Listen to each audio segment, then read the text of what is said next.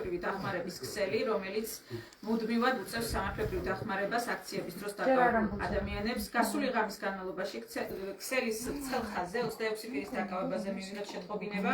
დაკავებულთა მონახულება დაკავებიდან რამდენიმე საათის შემდეგ შეძლეს ადვოკატებმა და დაკავებულები საუბრობდნენ პოლიციელთა მხრიდან მათ მიმართ დაკავებისას და დაკავების შემდგომ ფიზიკურ ძალადობაზე დაზიანებების სიმძიმის გათვალისწინებით ქსელის ინფორმაციით 5 პირის მოთავსება სამედიცინო დაწესებულებაში გახდა საჭირო. აღსანიშნავია, რომ საპოლიციო ძალები მთელი საღამოს განმავლობაში ცდილობდნენ ხელი შეეშალათ მშვიდობიანი დემონსტრანტებისთვის შეკრების უფლების განხორციელებაში. ისინი თვითნებურად აკავებდნენ და ფიზიკურად უსწორდებოდნენ მათ. ამასთან რამდენიმე ეპიზოდში ადგილი ჰქონდა აქციის მონაწილეთა ისეთ შევიწროებას, რაც ჭყლეტვის და ჯანმრთელობის დაზიანების საფრთხეს ქმნიდა. ფიზიკურ ანგარიშწორებასთან ერთად ცალკეული სამართალდამცავები სიტყვიერ შეურაცხყოფას აყენებდნენ დემონსტრანტებს, განსაკუთრებით კი ქალებს.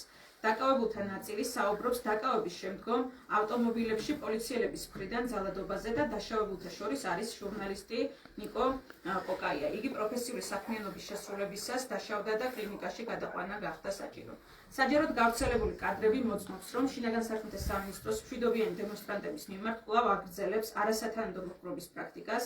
ტევ პირველის მიერ გავრცელებული კადრები ადასტურებს, რომ დაკავებულ პირებზე ძალადობაში უშუალოდ მონაწილეობდა ზვიად ხარაზიშვილი, რომელთანაც დაკავებული პირი სამართალდამცავებს მიჰყავთ ფიზიკური ანგარიშწორებისთვის. ასევე გავრცელდა კადრები, თუ როგორ მიუთითებს აღნიშნული პირი საპოლიციო ძალებს კამერების წინ მოერიდონ დემონსტრანტებზე ძალადობას. დაკავებულთა შორის იყო არასრულწლოვანიც, რომელიც რამდენიმე საათის განმავლობაში ისე იმყოფებოდა პოლიციის განყოფილებაში, რომ მასთან ადვოკატს არ ეძლეოდა შეხვედრის შესაძლებლობა. ადვოკატს არ მიეცა არასრულწლოვანთან დაკავებულთან კომუნიკაციის შესაძლებლობა გარკვეული დროის განმავლობაში და მხოლოდ მას შემდეგ გახდა ეს შესაძლებელი, როდესაც ის ხელწერილით გამოუშვეს. დაკავებულთა უმეტესობა ამ დრომდე დროებითი მოთავსების იზოლატორებში იმყოფება. ამ დროისთვის ადვოკატებისთვის უცნობია 24 საათის განმავლობაში გაგრძელდება მათი დაკავება თუ როგორც ტრადიციულად იმ პრაქტიკის, მავნე პრაქტიკის გაგრძელება იქნება აქაც, როდესაც შინაგან საქმეთა სამინისტრო დაკავების ვადას მაქსიმალური დროით 48 საათით აგრძელებს ხოლმე. ჩვენ მოვუწოდებთ გენერალურ პროკურატურას და სპეციალურ საგამოძიებო სამსახურს მოახდინოს ამ ფაქტებზე დროული და ეფექტიანი რეაგირება, მათ შორის, რა თქმა უნდა გამოიყოს ზვიად ხარაზიშვილის მიმართ სისხლის სამართლებრივი დევნის დაწყების საჭიროება, რადგან ის უშუალოდ მონაწილეობდა ძალადობაში და ამასთან დაკავშირებით არსებობს შესაბამისი კადრები.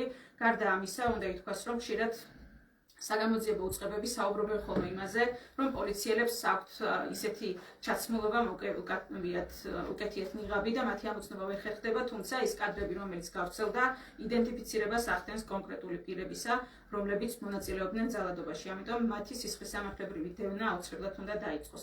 ჩვენ 13 ორგანიზაციის ადვოკატები ვაგრძელებთ მუშაობას დაკავებულთა უფლებების დასაცავად.